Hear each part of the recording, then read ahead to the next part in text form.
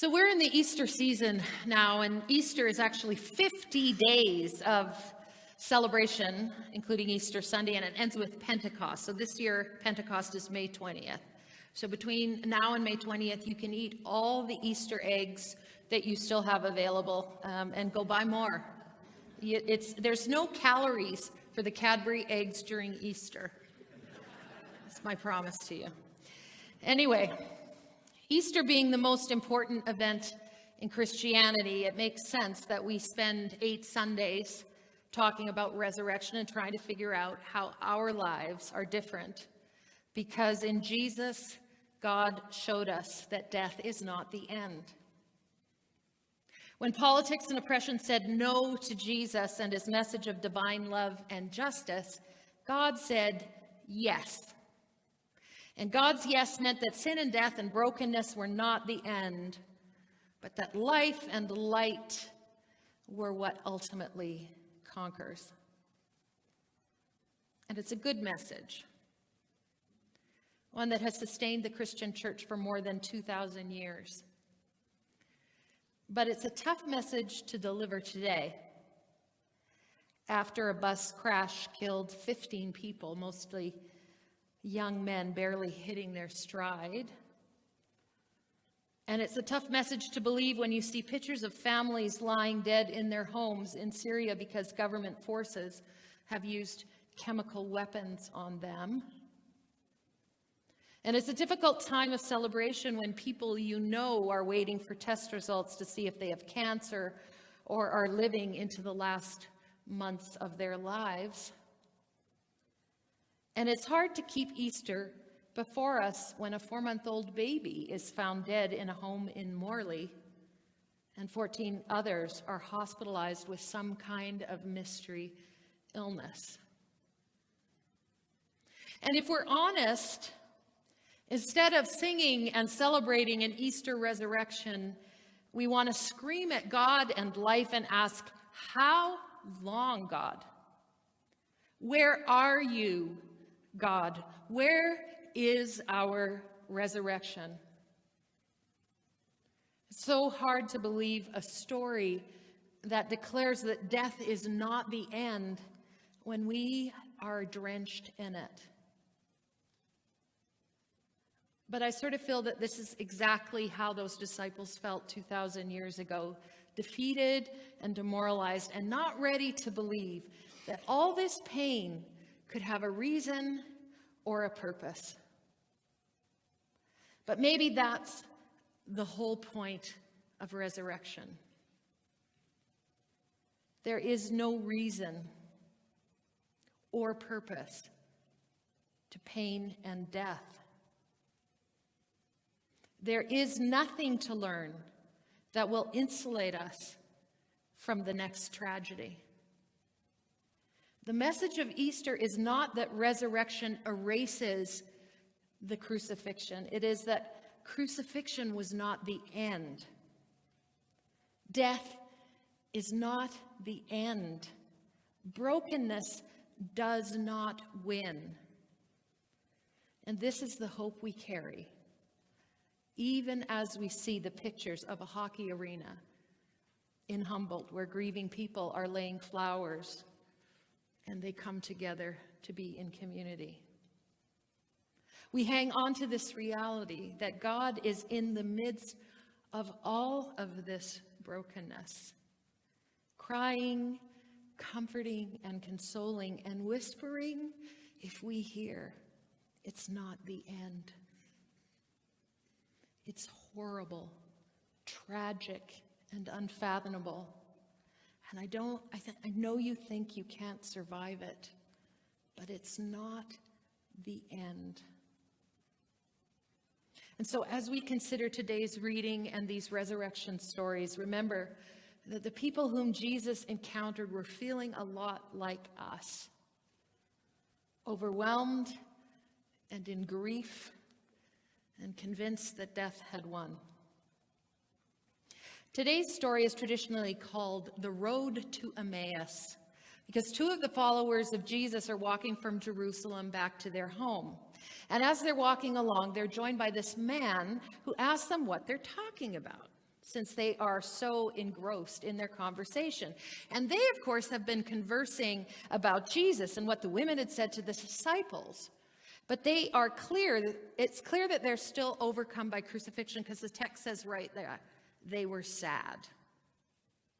And they don't really believe this story of resurrection that was going around, because they say to this man, who they don't recognize, we had been hoping that he was the one who would liberate all of Israel and bring God's promises. But that crucifixion had messed things up, and these disciples have given up hope. And they've decided there's nothing more to see here. It was good while it lasted, but it was time to get on with things. And though the stories of the women and the other disciples who'd been to the tomb were interesting, they probably weren't true. I mean, the tomb was empty, yes, but they didn't actually see Jesus. And I think when confronted with the story of resurrection, one so unbelievable, at a time when we are shrouded in grief, we might be like those disciples who are on the road to Emmaus. Don't think about the future that seems bleak. Don't hope or trust that it will get better. It was good while it lasted. Remember when he fed the 5,000? Oh, that was great that day. And that Sermon on the Mount, wow, that was something else. Really gave it to the people in power. And the way he threw those demons into the pigs that went over the cliff, well, that was a sight to see. So let's not dwell on the pain surrounding death. Let's not get carried away with the hope of this resurrection stuff. Let's just remember Jesus as this great teacher. Let's tell the stories of the old days when we believed he was the one. Let's just wrap our hopes up and take a sentimental journey back to before the crucifixion and all the pain of that Friday, and go about our business, because dead people do not rise. The first part of this road to Emmaus is a trip down memory lane. Nothing about the future, living in the past. So don't get me wrong, sentimental journeys are not a bad thing, but they're not resurrection living. And so this man asks them why they're being so foolish, why their hearts are so sluggish to believe what all the prophets before had said.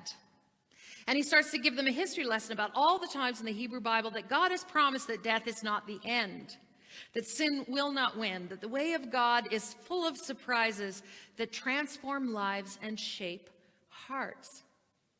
So the second part of the Emmaus journey is a reminder that God is still moving. God has always cared for God's people.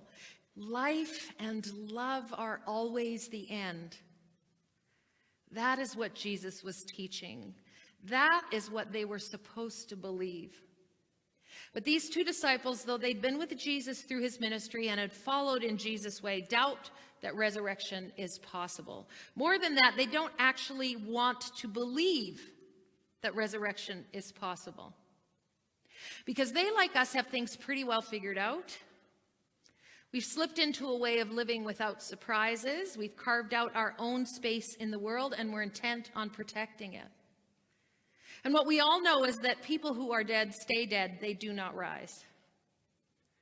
Because if this truly universal fundamental fact is wrong, that dead people stay dead, then what else will resurrection bring?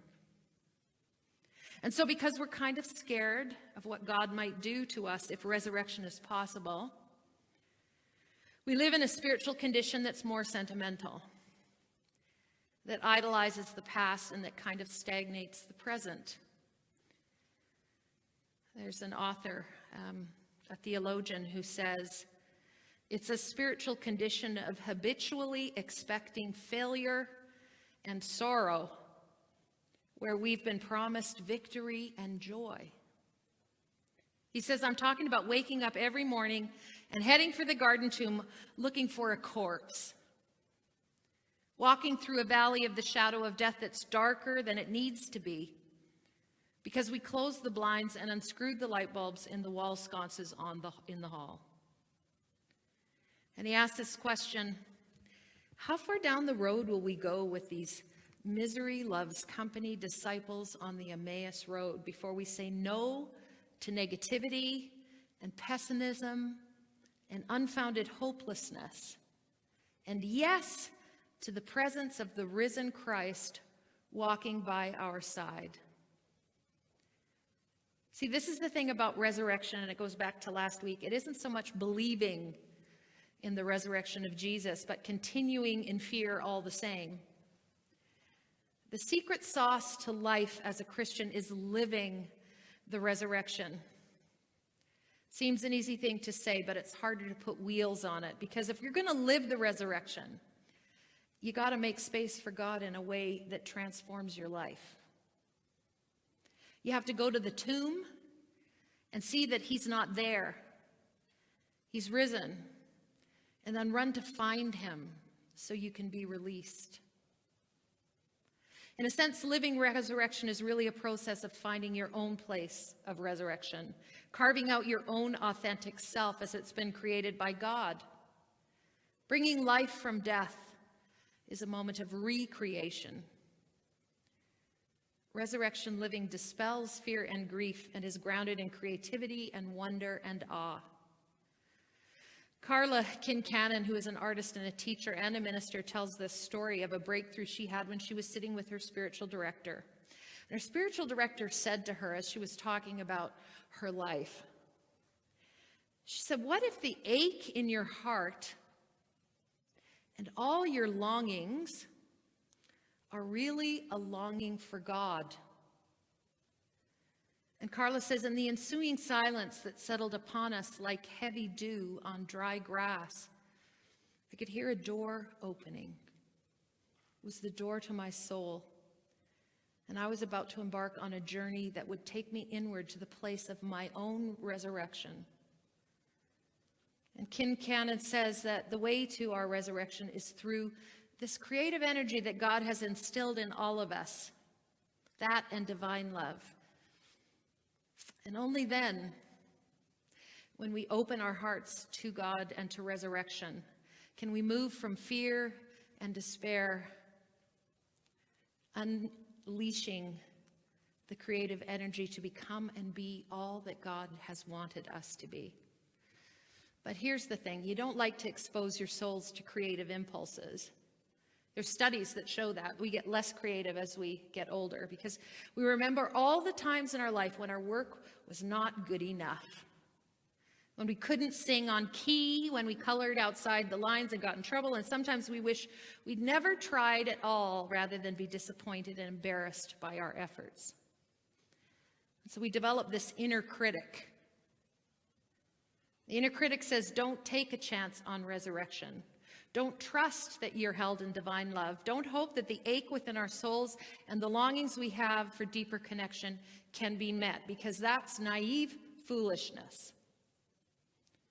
The way to our resurrection place is not in spite of our doubts and grief, but it's through it, through that inner critic, through our fear of releasing what we think we can count on, until we open to the possibility of new life.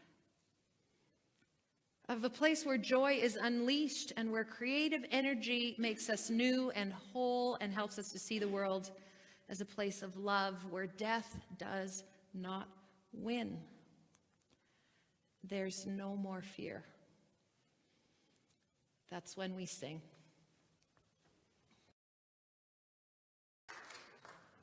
Last part of that journey to Emmaus happens when this man is invited to stay with them because, of course, it's getting late and hospitality is important. And so Jesus eats with them. He takes the bread and he breaks it and he gives thanks and he hands it to them. And the text says two things happen. Their eyes are opened and they recognize him. And then he disappears, instantly vanishes. And then they think back on that conversation with this man that they didn't recognize, and they say, weren't our hearts on fire while we were talking with him on the road? They invited Jesus in. They made space. And in the breaking of the bread, that sacred ritual of communion, Jesus is revealed. And they rush back to Jerusalem and the disciples to share their wonderful story that in making space for Jesus, in breaking bread and letting down their guard, they've been moved from death to life. And a community forms around this resurrection. A community that's committed to unleashing God's recreation, God's yes. A community that transforms from fear to love and hope. And that is what resurrection living is all about. It's this path to finding our true selves that leads us to share our stories with others who are on the same journey. And it brings us into a community like this of resurrection witnesses who unleash the creative and the recreative energy of God at work and among them, and changes lives and transforms worlds, free from fear, living in light, open to the Spirit. That's my prayer. May it be so. Amen.